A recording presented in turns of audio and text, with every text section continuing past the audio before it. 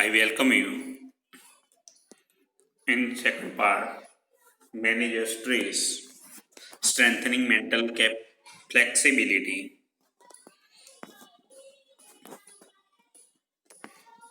હવે સેકન્ડ પાર્ટમાં જે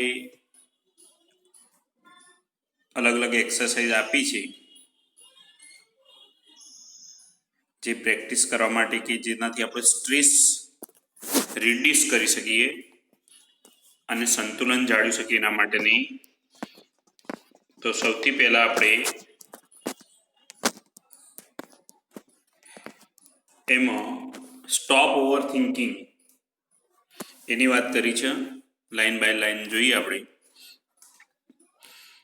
કે when task and pressure start building up, મતલબ કે જ્યારે આપણા ઉપર કાર્યનું અને દબાણ વધવા લાગી ગયા છે કે ત્યારે શું થાય છે કે the mind can sometime go in two over thinking, કે આપણું જે મગજ છે એ મન વધારે પડતા વિચારે ચડી જાય છે. And you come to the thought, અને એ સમયે આપણને કેવો વિચાર આવે છે કે I wish there was a switch in my head, કે આપણે એવું વિચારીએ છીએ જો મારા મગજમાં મનમાં એક સ્વિચ હોત that I could flick and turn off all thoughts going around in my mind, કે જો સ્વિચ હોય તો ચાલુ બંધ કરી શકું તો મારા મગજમાં ફરતા વિચારોને બંધ કરી દીધા હતા.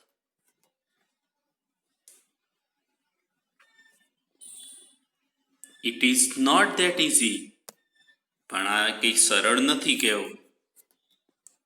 There is a technique to help you during the problem of overthinking, કે વધુ પડતું જે આપણે વિચારે મગજ ચડે છે તેના માટેની અલગ અલગ તકનિક જે કહેવાય કે તમારી જાતને મદદરૂપ થાય છે. શું અહીંયા જોઈએ છીએ આપણે, say to yourself repeatedly during the day, દિવસ દરમિયાન તમારી જાતને વારંવાર કહેતા રહો. શું કહેતા રહો? જો ક્વેશ્ચન પૂછાય તો I have no expectation and I will deal with whatever happen when it happen, મતલબ કે મારી કોઈ અપેક્ષા જ નથી અને હું જે પણ જ્યારે પણ થશે ત્યારે જોઈ લઈશ. એવું રાખવાનું કે માણસને હંમેશા દુઃખી શું કરે છે? આપણી એક્સપેક્ટેશન એટલે અપેક્ષાઓ. When you think about a stressful day that lies in front of you, your thoughts run approximately like this, કે જ્યારે આપણે એવું વિચારીએ છીએ કે લગભગ આપણા જે બધા વિચારો આ રીતે ચાલતા હોય છે. કેવા? Oh my god, I have, કે છે હે ભગવાન, I have so much to do, કે મારે તો ઘણું બધું કરવાનું બાકી છે. I must do X and Y and Z and after that, મતલબ આ કામ કરવાનું છે, પેલું કામ વાય કામ કરવાનું છે, ઝેડ કામ કરવાનું છે. A and B needs to get sorted out as well, પાછું વળી કે છે કે એ અને બીની સમસ્યા તો ઉકેલવાની બાકી રહે છે.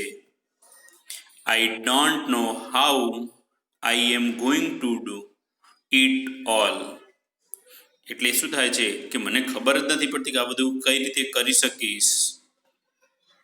આઈ would not even have time to it, જમવાનું પણ કહે છે કે મારે સમય નહીં મળે. મતલબ આવા બધા આપણા વિચારે મગજ ચડી જાય છે. બેઝિકલી મતલબ કે મૂળભૂત રીતે શું કહીશું આપણે? બેઝિકલી મતલબ મૂળભૂત રીતે દિવસ તો હજી શરૂ જ નથી, the day hasn't even started but you are already in a tease, હજી તો દિવસ શરૂ થઈને આપણે મૂંઝાઈ ગયા હોય છે. ટીઝ મતલબ કે અહીંયા કન્ફ્યુઝ થઈ જવું અથવા nervous state of mind. What is happening is that your mind is racing ahead of you.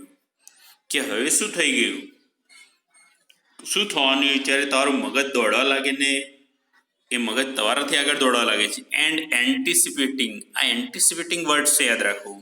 Anticipating મતલબ ફોરસી, પ્રેડિક્ટ, ભવિષ્ય કથન, પૂર્વધારણા. અગાઉથી આપણે ધારી લઈએ છીએ કે how tired and stressed you will feel once you have completed all the task ahead. કે પહેલેથી આપણે વિચારી લઈએ છીએ સારું કેટલું બધું થાકી ગયા છું આપણે, કહે છે કે these frantic thoughts start weakening your energy. આ frantic મતલબ કે જે ગાંડપણ આપણે કહીએ, agitated, આ જે ગાંડપણ, મૂર્ખામી ભર્યા, ફૂલિશ ભર્યા વિચારો,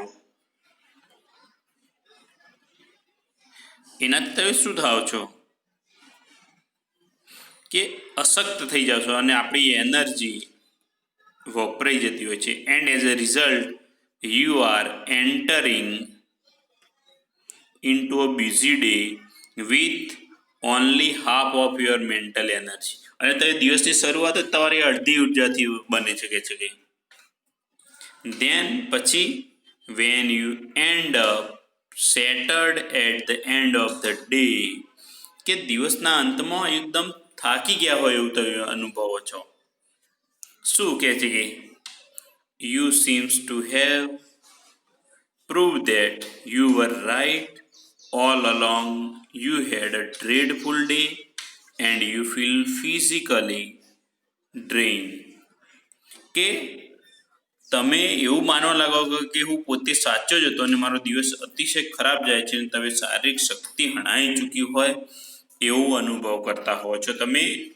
કે છે અહીંયા કયો વર્ષ તમે ખાસ યાદ રાખશો, ફ્રેન્ટિક, એન્ટિસિપેટ, સેટર્ડ મતલબ કે upset.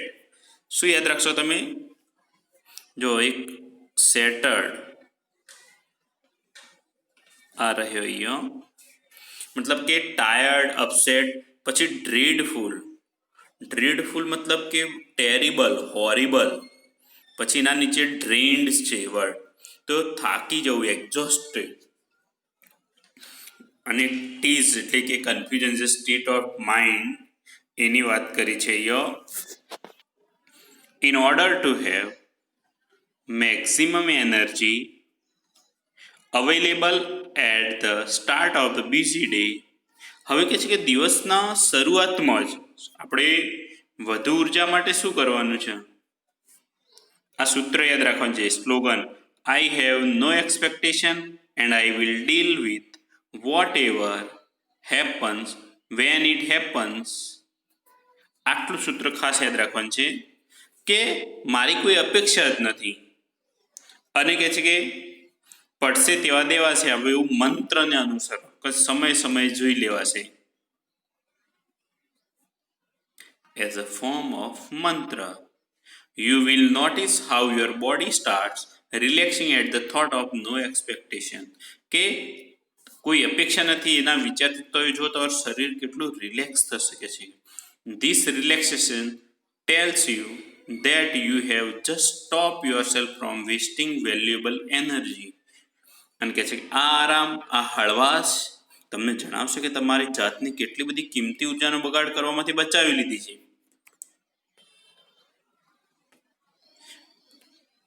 You will feel calmer mentally and emotionally as a consequence.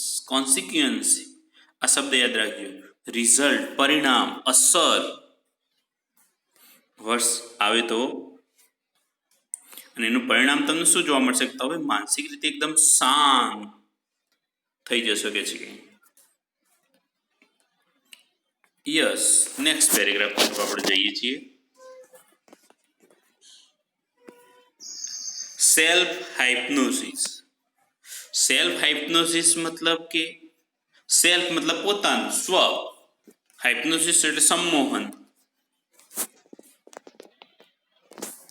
ધ્યાન આપજો અંદર.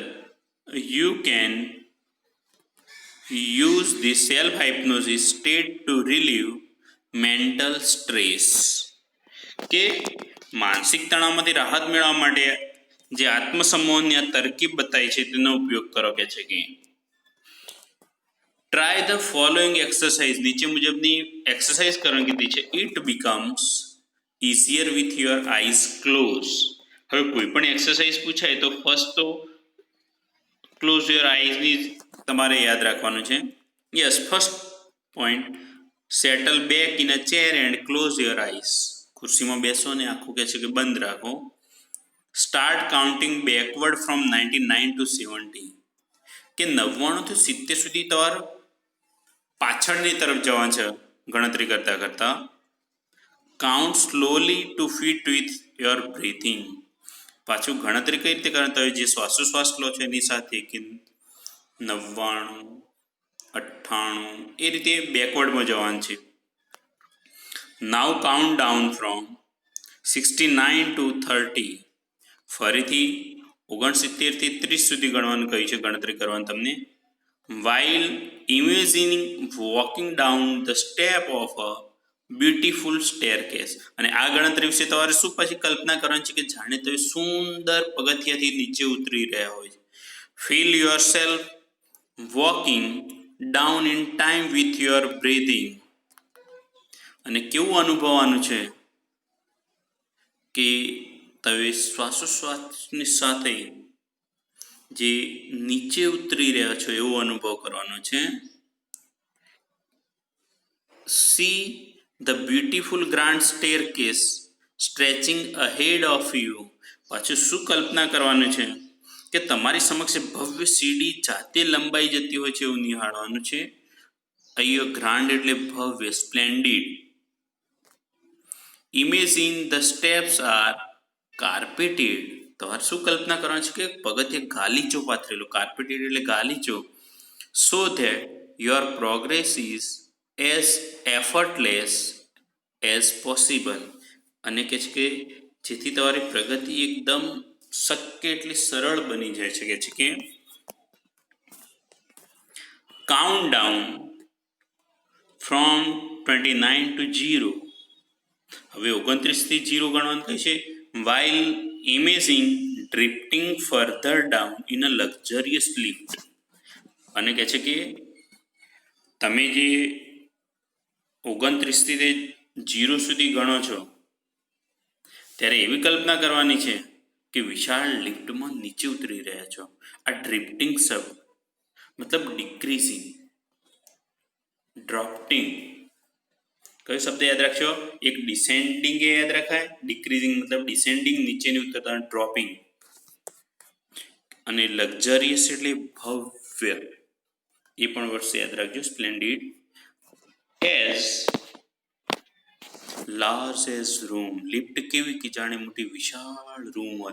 કાર્પેટેડ with a view of landscape outside. Landscape મતલબ સીનરી, સરાઉન્ડિંગ. કે એ લિફ્ટ કેવી લાગતી હોય, રૂમ જેવડી, અને પાછો ગાલીચો પાથરેલો હોય. અને કે છે કે તમે જેમાંથી બહારના કુદરતી દ્રશ્યો દેખાઈ રહ્યા એવી વિશાળ લિફ્ટમાં નીચે ઉતરી રહ્યા હોય ત્યારે 29 થી 0 ની ગણતરી કરવાની કહી છે. Watch the decreasing steadily in time with your breathing. અને આ ગણતરી કે છે કે શ્વાસની સાથે તાલ મેળવતા એક ધારો ઘટાડો થઈ રહ્યો એવું અનુભવાન છે તમારે. As you are arrive at 0 the lift door open and you enter a room. કે છે કે જેવો 0 આવો ત્યારે કે તમારી લિફ્ટના દરવાજા ખુલી જાય છે અને તમે રૂમમાં એન્ટર થાવ છો. That is furnished just as you would like it. અને તમને ગમે એવો જ રાચ રચીલો છે કે છે. It was all your favourite thing in it and it is totally private. તેનામાં તમારી બધી જ પસંદગીની વસ્તુઓ છે અને સંપૂર્ણ તમારો ખાનગી રૂમ છે. Find a comfortable chair in your room and settle back in. અને કહે છે કે તમારા રૂમમાં ખુરશી શોધીને શાંતિથી બેસી જાઓ કે છે કે remain there in your imagination until you feel race. ત્યાર સુધી કલ્પના કરતા રહે છે જ્યાર સુધી તાજગીનો અનુભવ ના કરો ત્યાર સુધી બસ આંખો બંધ કરીને વિચારે જવાનું છે and refresh then open your eyes again અને ત્યાર પછી ફરીથી તમારી આંખો ખોલવાની છે. હવે બીજી એક્સરસાઇઝ આપી છે સ્ક્રીન એક્સરસાઇઝ, મતલબ સ્ક્રીન ઉપર પોતાની જાતને જોવાની છે. When emotions have taken you over, it becomes nearly impossible to think clearly. કે જ્યારે લાગણીઓ તમારા ઉપર હાવી થઈ જાય ત્યારે સ્પષ્ટપણે વિચારવું અશક્ય બની જાય છે. ઇમ્પોસિબલ મતલબ અશક્ય. Then it becomes very easy to make unwise decision or to agree to something which is not to your advantage. અને એના કારણે શું થાય છે કે તમે મૂર્ખામી ભરે નિર્ણય લેવાનું તમારા હિતમાં નથી એવું બધું તૈયાર થઈ જાઓ છો કે છે કે સ્વીકારી લેવાનું બહુ સરળ થઈ જાય છે. અનવાઇઝ મતલબ બુદ્ધિ વગરનું ગાંડ પણ ભર્યું કે છે ખોટા મૂર્ખામી ભરે નિર્ણય કે છે કે The screen exercise shows you how to step back and emotionally detach yourself from your current situation. કે સ્ક્રીન એક્સરસાઇઝ તમને શું દર્શાવે છે કે કઈ રીતે પરત આપણું વર્તમાન પરિસ્થિતિમાં તમારી જાતને લાગણીઓમાંથી કઈ રીતે અલગ કરવું, ડિટેચ એટલે અલગ કરવું, જુદા કરવું, so that you can see more clearly what is going on. અને એના કારણે તમે સ્પષ્ટપણે જોઈ શકો કે શું ચાલી રહ્યું છે. કારણ કે માણસ લાગણીઓમાં આપણે એટલા હાવી થઈ ગઈ કે આપણે શું કરતા હોઈએ આપણને ખબર હોતું નથી. આ ખાસ યાદ રાખવાનું છે તમારે.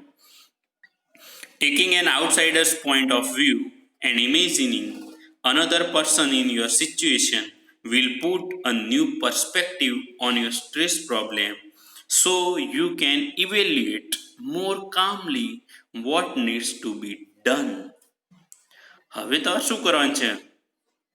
ટેકિંગ એન આઉટસાઇડર પોઈન્ટ, બહારની જે ત્રીજી વ્યક્તિના મતને ધ્યાનમાં લેવાનું છે અને શું કલ્પના કરવાની છે? Imagining another person in your situation, તમારી પરિસ્થિતિમાં બહારની વ્યક્તિ બીજી મૂકવાની છે અને કહે છે કે તમારે એમાં તમારું પોતાનું દર્શન કરવાનું છે કે જેથી તમારે શું કરવાની જરૂરિયાત એનું મૂલ્યાંકન કરી શકો. ઇવેલ્યુએટ મતલબ કે મૂલ્યાંકન કરવું. શબ્દ યાદ રાખજો તમે, બરાબર? યસ.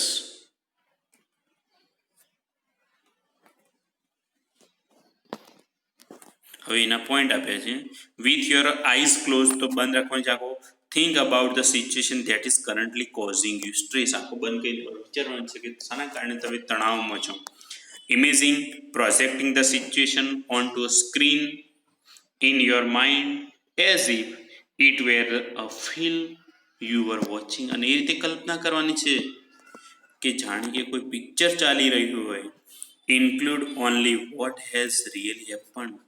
શું ઘટના બની હતી કે છે કે એને જ અંકિત કરવાનું છે તમારે. Not what you are afraid might happen, કે જેનાથી તમે ડરી જાઓ, જેનો ડર છે એ નહીં, પરંતુ જે બની ચૂકી છે એ બાબતનો સમાવેશ કરો. Replace yourself in the film with someone else of the same gender. તમે તમારા લિંગની ફિલ્મમાં દર્શાવેલ વ્યક્તિ પોતે જ છો એમ માની લેવાનું કહ્યું છે અહીંયા. એના પછીનો પોઈન્ટ છે watch the film as an outside observer. તમે બહારના નિરીક્ષક, દર્શક તરીકે ફિલ્મ નિહાળો. How do you feel about what is going on in the film. ફિલ્મોમાં જે ચાલી રહ્યું છે તમને કેવો અહેસાસ થાય છે એ તમારે વિચારવાનું. What advice would you give the person who is replacing you on the screen. અને તમારી જાતને ફિલ્મમાં જે વ્યક્તિ સ્થાને મૂકી તેને શું સલાહ આપશો એ જોવાનું. Open your eyes again and act on your own advice. અને પછી આંખો ખોલીને તમે જે સ્ક્રીન ઉપર પેલી સલાહ આપી હોય વ્યક્તિને એ પ્રમાણે તમારે વર્તન કરવાનું છે. આ એક્સરસાઇઝમાં એ બતાવી છે, બરાબર આપણને. હવે એન્ટિસિપેટિંગ સક્સેસ. મતલબ કે સફળતાની પૂર્વધારણા કરો. આપણે સફળતાની પહેલાથી પૂર્વધારણા કરતા જ નથી. એન્ટિસિપેટિંગ શબ્દ આખા વારે ઘડીએ રિપીટ થાય છે, યાદ રાખજો. ફોરસીન, પ્રેડિક્ટ, ભવિષ્ય કથા, પૂર્વધારણા કરવી. When life become too hectic, hectic એટલે ધમાલ્યું, દોડધામ ભર્યું. જ્યારે કે આપણું જીવન બહુ દોડધામ ભર્યું થઈ જાય, we can end up in feeling mentally tied in knots, કે અતિશય જે આપણું દોડધામ બની જાય ત્યારે આપણે માનસિક મૂંઝવણમાં મુકાઈ જઈએ છીએ. કે છે nothing seems easy and positive, આપણને કશું સરળ હકારાત્મકતા લાગતું નથી. પેસિમિઝમ, આ યાદ રાખજો, નકારાત્મકતા, negativity sets in and we can not see a way out of current problem, અને આપણે વર્તમાન સમસ્યામાંથી બહાર નથી નીકળી શકતા. We can open a source of optimism, optimism એટલે પોઝિટિવિટી, હકારાત્મકતા. આપણે હકારાત્મકતાનો સ્ત્રોત ખોલવો પડશે with the technique of anticipating success. અને કઈ રીતે? સફળતાની પૂર્વધારણાથી આપણામાં પહેલી હકારાત્મકતા લાવવી બહુ જરૂરી છે. એના માટે પોઈન્ટ આપ્યા છે. Settle back in a chair and close your eyes, આંખો બંધ કરવાની વાત કરીએ. Experience with all your sense what it feels like to have achieved something and enjoy the resulting feeling to relief and elation. શું કહ્યું એને અહીંયા? આપણે શાનો એક્સપિરિયન્સ કરવાનો છે? તમે જે કંઈ મેળવ્યું છે કેવું લાગે છે, કે છે કે અચીવ મતલબ પ્રાપ્ત કરવું, અને એનો એન્જોય કરવાનો છે. કે છે કે તમારી સમગ્ર બુદ્ધિ ગ્રહ કરો અને પરિણામ જે રાહત અને આનંદની, ઇલેશન મતલબ કે આનંદ, આ યાદ રાખજો. વર્ડ્સને તમારા માટે કદાચ આવી શકે તો યસ.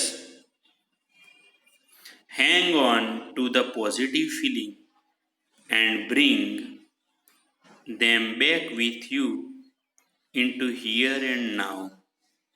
મતલબ કે મનમાં સતત હકારાત્મક લાગણીનો ભાવ રાખો, અને તમે જો પણ એકદમ મનને સ્થિર કરો, કે છે કે ઓપન યોર આઈઝ અગેન, કે છે કે ફરીથી તમારી આંખો તમે ખોલો, કે જેથી તમને yes. Make sure you don't get all tangled up in consideration about how the situation will resolve itself. તમારે ખાતરી કરી લો કે તમે ધારણાઓમાં આ પરિસ્થિતિનો નિકાલ કઈ રીતે નીકળશે એ બાબતે ગુંચાઈ તો નથી ગયા ને. ટેંગલ અપ મતલબ કન્ફ્યુઝ, ટીઝ સિમિલર વર્ડ આવી ગયેલો છે.